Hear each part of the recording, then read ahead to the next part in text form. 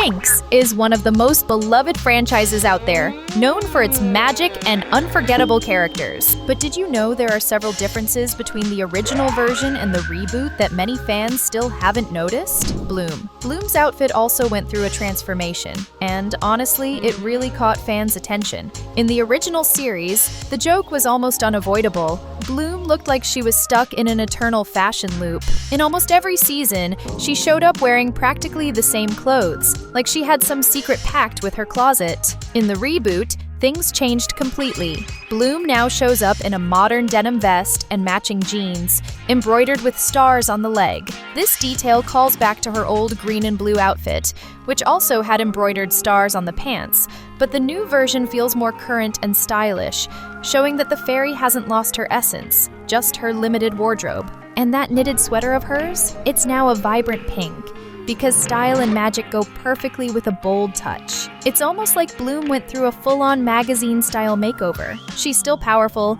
but now she's fashionable too. Not to mention, when she transformed into a fairy in the original series, she had a crown, which she lost in this reboot. On top of that, the wardrobe change reflects something interesting.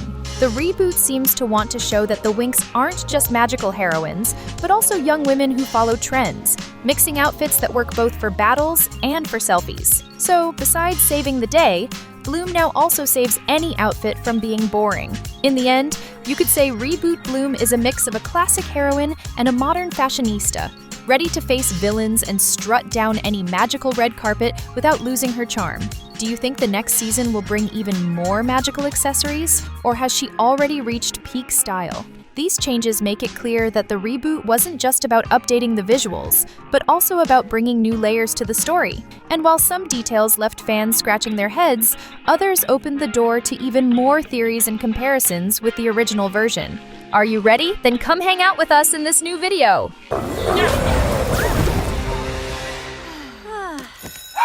Bloom and Stella. The story of Stella and Bloom is one of those that makes you sigh.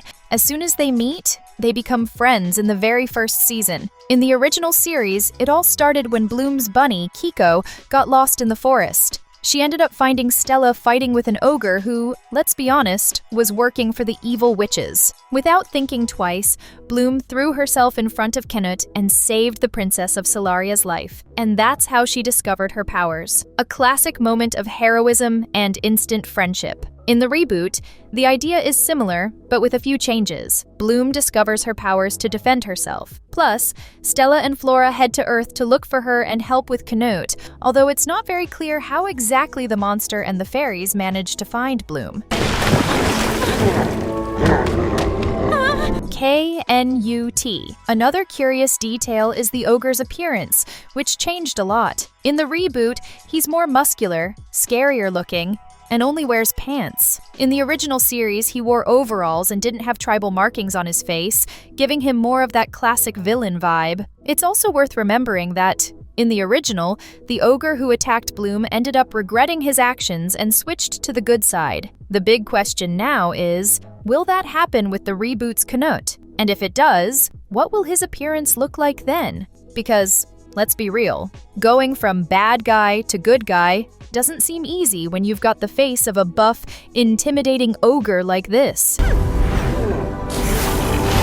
Stella's scepter. One of the things that really stands out when comparing the original WINX series with the reboot is Stella's scepter, which, let's be honest, got a massive glow-up. In the classic series, after the third season, the scepter pretty much vanished off the map, like it went on vacation, and when it came back, it already had a different design. It was more serious, more solar, but nothing too flashy. In the reboot, though, Stella shows up with a completely new scepter, almost like a magical runway accessory. It resembles the sun, but with rounder shapes. To make it even more glamorous, the top of the staff is pink, with a shining orb and little pendants around it that look like delicate leaves. At the ends, tiny spheres that resemble stars add that extra magical touch. Some fans were shocked by the change, worried it might affect the fairy's powers. Will she still be able to cast powerful solar spells like in the classic series? Before we keep diving into the differences between the original WINX and the reboot,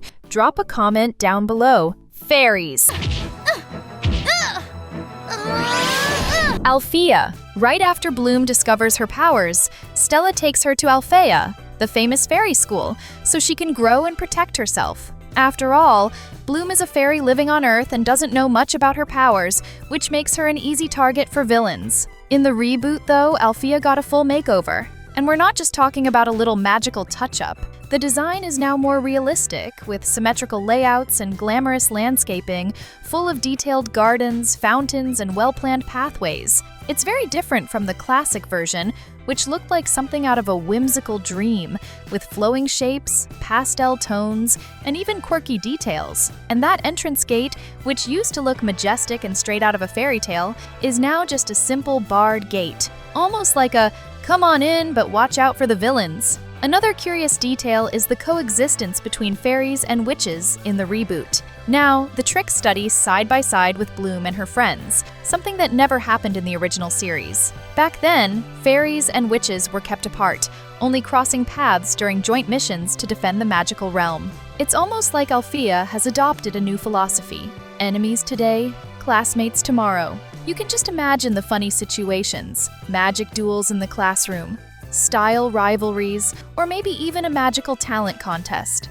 On top of that, the reboot's more realistic setting brings different kinds of challenges. But on the other hand, it loses a little of that dreamy, enchanted vibe the original series had. That feeling that every corner of the school hides a magical secret. In the end, Alfea is still the center of magic, learning, and adventure, just now in a more modern and grounded version, mixing fairies and witches in a way we'd never seen before. The question is, will this close coexistence turn the Trix into allies, or will it just spark even more magical drama? And more importantly, will Bloom be able to keep the peace at school while learning to master her powers and still surviving all the day-to-day adventures? Trix. And since we're already on the subject, let's talk about the villains who are now sharing classrooms with the WINX. Just imagining the drama is enough to give you chills. Icy, Stormy, and Darcy in the same space as the fairies? That's basically a magical reality show waiting to explode. The fairies, of course, have zero respect for anyone who uses magic for selfish reasons,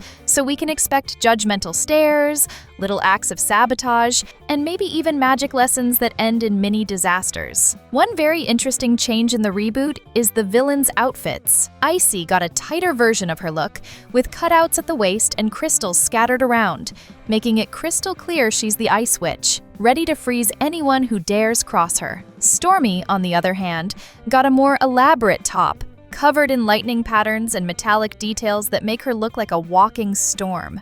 Darcy lost her iconic choker, but kept other traits that make her instantly recognizable. Despite these changes, many references to their original designs remain, especially in the color palettes. Icy still rocks her icy shades of blue and white, Stormy keeps her storm-inspired colors, and Darcy preserves her signature style. In other words, even with their upgraded looks and more detailed outfits, you can clearly see each of their identities. At the end of the day, the reboot strikes a balance between modern updates and staying true to the characters, making it clear that the villains are still powerful, stylish, and ready to stir up drama, tension, and plenty of magical chaos in the classrooms. Just picturing Icy and Stormy trying to hand out gifts at the same table as the fairies is enough to make you want to put together a magical first aid kit for Bloom. Don't miss out, hit subscribe and lock in all the next videos. Kiko's absence. One detail that didn't escape fans' eyes was the absence of Kiko,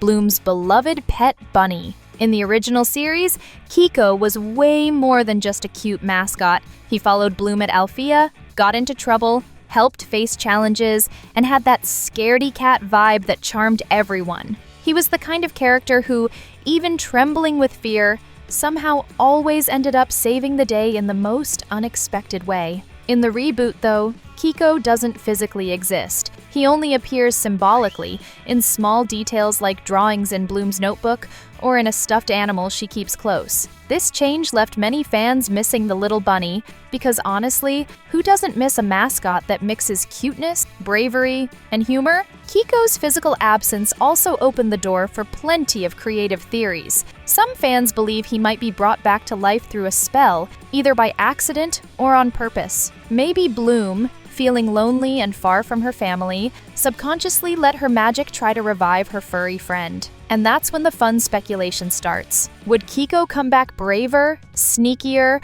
or still the same scared little bunny who always gets himself into trouble? On top of that, Kiko's absence also changes the reboot's dynamic. Without the bunny creating funny or unexpected moments, the focus shifts more to the human characters and magical adventures, but it still leaves room for little Easter eggs and references that sharp-eyed fans won't miss. Kiko may not be hopping around Alfea's hallways anymore, but his symbolic presence keeps alive the feeling that something dear and familiar is still with Bloom. Faragonda. Another detail that caught fans' attention in the reboot is Headmistress Faragonda, who shows up looking very different from what we're used to. Now she sports a more modern hairstyle, a big contrast from the elegant bun she had in the original series. Plus, the color of her outfit changed. It used to be more serious, but now it's a refreshing aqua green, almost like Faragonda just walked out of a magical spa session. And it doesn't stop there. The headmistress's glasses also changed. One of the more modern models from the original series was swapped for round glasses,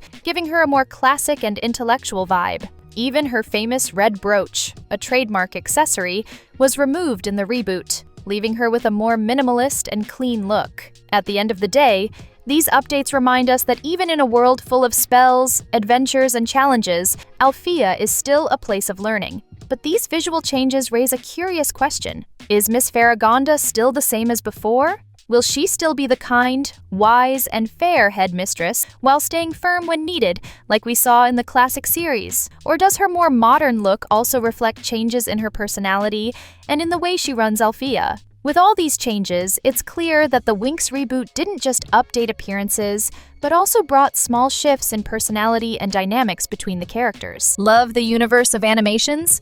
Then check out these 2 videos we prepared especially for you. And we'll see you in the next video.